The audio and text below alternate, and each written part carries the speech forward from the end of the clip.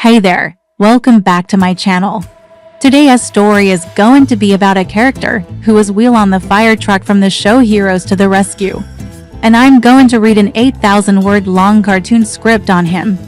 So let's get started. The episode starts off with the alarm going off at the fire station.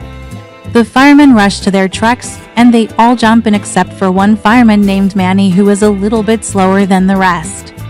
When the others are about to drive out of the station, they see that Manny has fallen asleep, and so they all have to go back in and wake him up.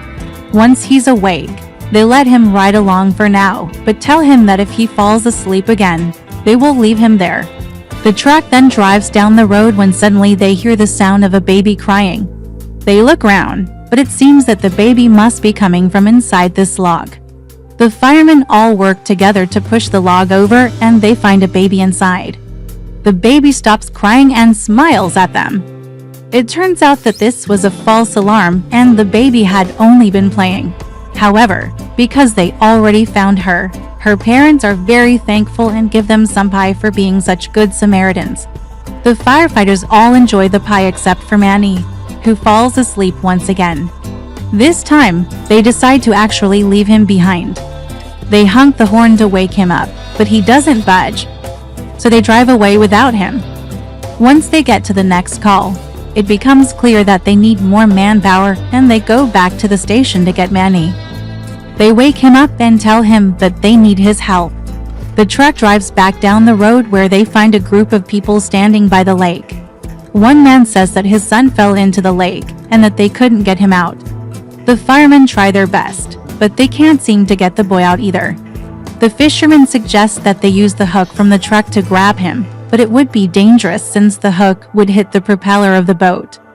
Manny steps forward and offers to take care of it, and the others agree. The firemen all get ready, and they use the hose to spray water onto the hook as it moves toward the propeller. They manage to guide it just enough so that it doesn't touch the blades, and they successfully pull the boy out. Everyone cheers for Manny, and the fishermen reward them with some fish. The firemen enjoy cooking the fish over a bonfire, but Manny decides that he wants to go home instead. He takes off running, but he quickly gets lost. He walks past a river, a bridge and a house, but none of these places look familiar. Eventually, he sees a light in the distance and runs toward it. It turns out to be another fire station. Manny knocks on the door and explains that he got lost and was wondering if he could stay there for the night. The chief agrees and invites him in. The other firefighters ask him questions about his station, but Manny doesn't know much. Suddenly, the alarm goes off, and they all run to the trucks. They rush to the scene of the crime where they find a woman trapped in a burning building. They put on their oxygen masks and go inside. The heat is intense, but they don't have much time to waste. They follow the sound of the woman's voice until they finally find her. They carry her out to safety and everyone cheers. The chief tells Manny that he did a great job for someone who was supposed to be retired. After all, he was getting pretty old. Manny smiles and thanks him for the kind words. As the two of them walk outside, they hear the sound of sirens. Manny looks back to see the rest of the crew driving their trucks toward them. They all gather around Manny and congratulate him on doing such a great job. They invite him to come back to his station with them, but Manny refuses. He tells them that he enjoyed his stay, but he feels like he belongs here. The chief nods in understanding and welcomes him to stay as long as he likes. Later that night, the two chiefs sit alone in the fire station. They talk about how great it is that they were able to help each other out. Manny admits that he was worried about what his friends would think when they learned that he got lost, but the chief assures him that they would never find out. He also mentions that it's nice to have some company after working here for so long. The two of them finish their coffee and go to bed. In the morning, the chief wakes up and finds that Manny is already gone. He looks around, but he can't find him anywhere.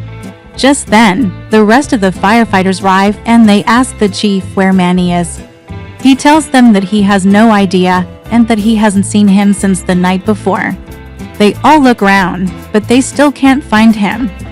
Suddenly, the alarm goes off and they rush to the trucks. They drive as fast as they can, but they still don't see anything. Finally, they arrive at the scene and they see that it's a false alarm. Someone had called them by mistake. They all get back in the truck and drive back to the station. Once they arrive, they see Manny waiting for them outside. He explains that he went out to look for some wood to put out a fire, but he couldn't find any. Then he saw a bear cub stuck up in a tree and he helped bring it down. After that, he stopped for some lunch, but he couldn't find anyone to buy it for him. So he just came back. The other firefighters scold him for leaving without telling them and not bringing anything back. But Manny just smiles and tells them not to worry. He says that he has something even better planned for them. He leads them down a path and soon they arrive at a clearing.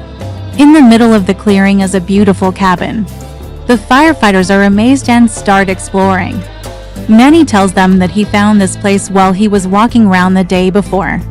He said that it looked like it needed some work, so he fixed it up a bit. They all enter and look around at all the furniture he brought in. The firefighters start making themselves comfortable when suddenly the chief speaks up. He tells them that they should probably get back to work. But Manny insists that they stay and relax for a while. He says that they deserve it after working so hard. The chief agrees and the others cheer. They all spend the rest of the day relaxing and enjoying themselves. As the sun begins to set, they all gather around the table for dinner. They eat and chat together until it's time for bed. They all sleep in separate rooms, but in the morning they all wake up early and start exploring the forest. They find a river and start fishing, but they don't catch anything. So they move on. Soon they find some berries, and they all pick some to eat. After a while, they come across a clearing and in the middle of the clearing is a small house. One of the firefighters knocks on the door and an old woman opens it. She asks them what they want, and they tell her that they were just exploring. The woman invites them in and offers them some tea. They all sit down and start talking to the woman. She tells them that she lives alone in this forest and that she hasn't seen anyone else for a long time. She asks if they could stay for a while, but they tell her that they have to get back to work. The woman understands, and they all head back outside. As they walk away, the woman calls after them, warning them not to come back. They all look at each other, confused, but they decide to ignore her and continue walking. Suddenly, they hear the sound of footsteps behind them. They turn around, but they can't see anyone. They keep walking until they finally reach the track.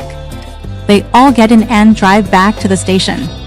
When they arrive, they see that someone has broken in. They rush to the kitchen to find their food supply stolen. The chief tells them that they need to do something about this, but he can't think of anything. Just then, Manny walks in and asks what's wrong. They tell him about the break-in and he volunteers to go look for clues. He finds a set of footprints leading away from the station. He follows them to a nearby lake and finds a boat. He looks around and sees that the footprints lead right onto it. He gets in and starts paddling away. The other firefighters arrive and they all search the area, but they can't find anything. Manny paddles along the shore when suddenly he hears a splash. He looks around, but he can't see anything. Just then, he sees a log floating in the water and he paddles over to it. He looks under it and finds the woman from earlier hiding there. She begs him to take her back to the station and he agrees. When they arrive, the others are waiting for him and they immediately start questioning the woman. She tells them that she was just looking for food and that she didn't mean to steal. She apologizes and tells them that she won't do it again. They all accept her apology and invite her to live with them at the station. She happily agrees, and they all go to bed. In the morning, the chief wakes up and finds that the woman is already gone. He looks around, but he can't find her anywhere. Just then, the others arrive and they ask the chief where she is. He tells them that he has no idea and that he hasn't seen her since the night before.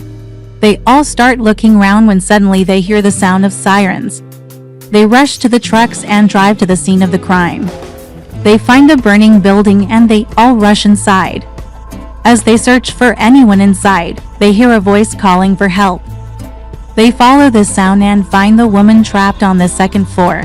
They carry her out to safety and everyone cheers. The chief tells her that she's safe now and that they'll take care of everything. She thanks them and they all go back to the station. When they arrive, they all start talking about what happened, but no one knows where she went or why she was trapped inside. Suddenly, the alarm goes off and they all run to the tracks. They drive to the scene of the crime and find a group of people standing by a crashed car. The group tells them that they tried to help, but they couldn't get the door open. The firefighters work together to free the person inside, but they can't seem to get it open.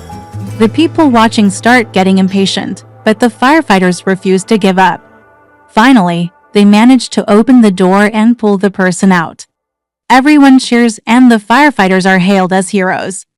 Later that day, they all gather around the table and talk about the day's events.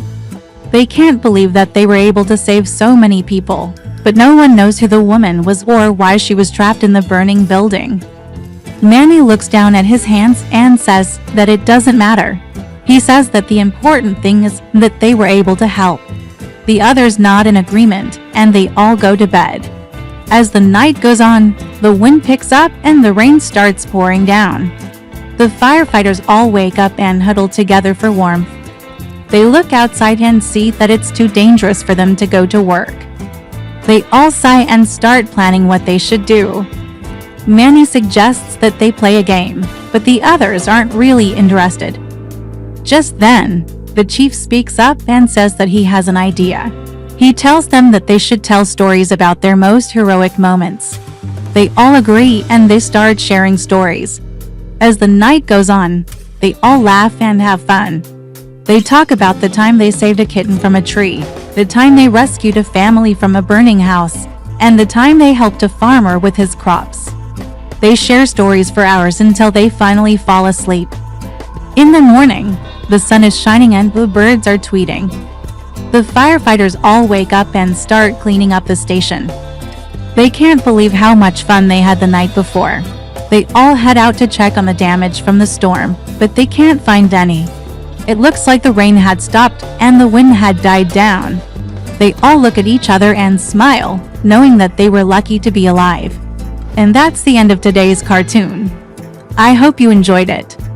If you did, please leave a like. And I'll see you next time. Bye.